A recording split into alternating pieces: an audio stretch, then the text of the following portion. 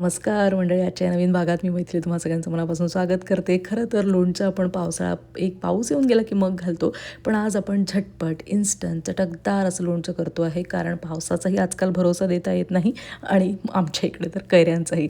तर कशीबशी एक कैरी घरात होती आणि पुढे मोठ्या अजून कैऱ्या मला मिळाल्याच नाही दुकानांमध्ये. त्यामुळे मग ह्या एकाच कैरीचं लोणचं घालण्याचा मी निर्णय घेतला आणि ते असं झटपट, इन्स्टंट आणि अगदी चविष्ट, चटपट होणारं लोणचं घरच्या मसाल्यांसहित आपण तयार करणार आहे आज आणि खूप स्वादिष्ट लागतं हे.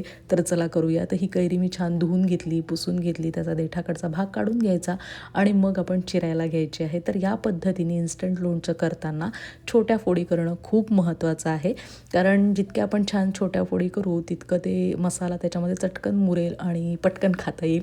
आणि अर्थातच मी म्हटलं त्यापर्यंत झटपट होणारं इन्स्टंट लोणचं तर चटपट खाताही आलं पाहिजे ना.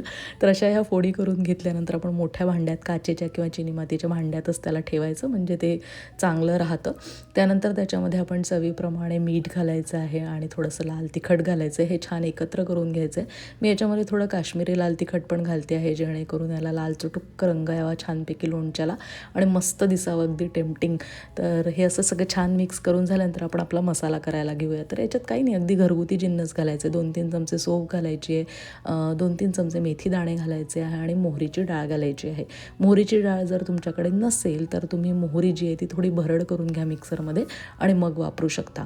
ते मसाला आपण थंड करायला बाजूला ठेवायचा आहे. त्याच पॅनमध्ये मी थोडं तेल घेते. हे जे तेलाचं भांडं दाखवलं ते नवीन आहे म्हणून तुम्हाला दाखवते, जरा फारच उपयुक्त आहे ते. तर त्याची लिंक हवं तर मी देईन डिस्क्रिप्शनमध्ये आणि तुम्ही ते ऑर्डर करू शकता. तर तेल गरम झालेलं तेल आपण थोडं थंड करायला ठेवायचं. ते अजिबात लगेच ओतायचं नाही लोणच्यावर. आपला मसाल्याची पूड छान झालेली आहे, गार करून ती करून घेतली. एकदम खमंग वास सुटला या मसाल्याचा. या मसाल्याने या लोणच्याला एकदम मस्त स्वाद येतो. मी बरेचदा खरं तर विकतचा मसाला वापरते, पण हा घरगुती मसाल्याने येणारी जो स्वाद आहे तो अतिशय युनिक आणि मस्त लागतो, भन्नाट. त्यामुळे नक्की यावेळेला या पद्धतीने करून बघा. इन्स्टंट लोणचं लगेच मुरतं, चटकन खाता येतं. जितकं झटपट होतं तितकंच चविष्ट होतं आणि तितकंच खायलाही एकदम चटपट तयार होऊन जातं. तर नक्की करून बघा. अगदी ऐन वेळेलाही हे तयार करू शकता तुम्ही. छान फोडणी गार झाली की मग याच्यावर घालायची. थोडी कमी वाटली म्हणून मी आणखी फोडणी करून घेतली आणि मस्त हे चटकदार, चटपटीत, लगेच मुरलेलं असं हे लोणचं चटपट खाता येतं. म्हणजे सकाळी केलं की रात्रीच्या जेवणातसुद्धा खाऊ शकता तुम्ही. तर असं हे छानसं लोणचं तयार आहे. नक्की करून बघा. हे जास्त टिकत नाही म्हणूनच कमी करायचं, पण चटपट करायचं आणि झटपट खाऊनही टाकायचं. तर नक्की ही रेसिपी आवडली असेल तर झटपट तुम्हीही लाईक करून टाका इन्स्टंट पद्धतीने.